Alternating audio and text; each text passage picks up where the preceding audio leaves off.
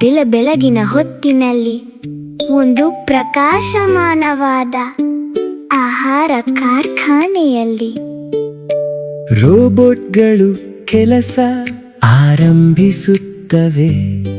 ತಮ್ಮ ಹಮ್ಮಿಂಗ್ ಶಬ್ದದೊಂದಿಗೆ ಸಾಗುತ್ತವೆ.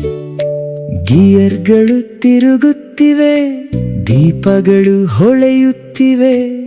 ಗೋಗಿ ಮತ್ತು ಚಿನು ಸಂತೋಷದಿಂದ ಒಳಗೆ ಪ್ರವೇಶಿಸುತ್ತಾರೆ.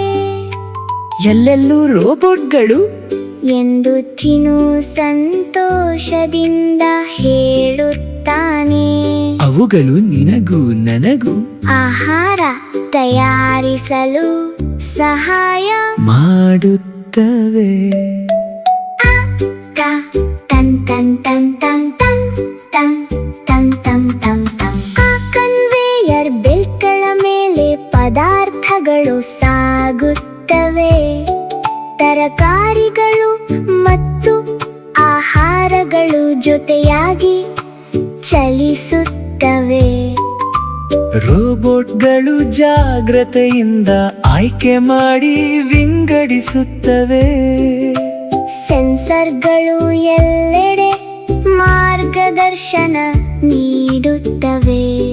ಬಹುಶಃ ನಾನು ರೋಬೋಟ್ ಆಗಬಹುದು ಎಂದು ಚಿನು ನಗುತ್ತಾನೆ. ಗೋಗಿ ಅವರ ಸ್ಮಾರ್ಟ್ ತಂತ್ರಜ್ಞಾನವನ್ನು ವಿವರಿಸುತ್ತಾನೆ. ಬೀಪ್ ಬೀಪ್ ರೋಬೋಟ್ಗಳು ದಿನವಿಡೀ ಕೆಲಸ ಮಾಡುತ್ತವೆ. ಆಹಾರವನ್ನು ಮುಂದಕ್ಕೆ ಸಾಗಿಸುತ್ತಾ ಹೋಗುತ್ತವೆ. ಕಲ್ಯಾಣ್ ಮತ್ತು ಬಜ್ಜಿ ಎಂಬ ಕಾರ್ಖಾನೆ ಶಬ್ದಗಳು ಎಲ್ಲೆಡೆ ತಂಡದ ಕೆಲಸ ಹರಡಿದೆ.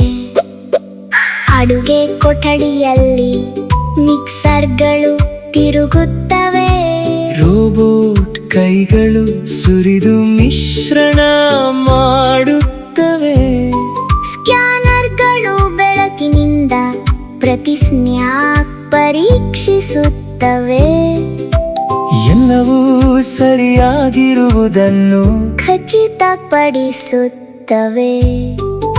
ಗುಣಮಟ್ಟವೇ ಆಹಾರವನ್ನು ಸುರಕ್ಷಿತವಾಗಿಡುತ್ತವೆ ಎಂದು ಗೋಗಿ ಹೇಳುತ್ತಾನೆ. ಚಿನು ಆಶ್ಚರ್ಯದಿಂದ ನೋಡುತ್ತಾನೆ.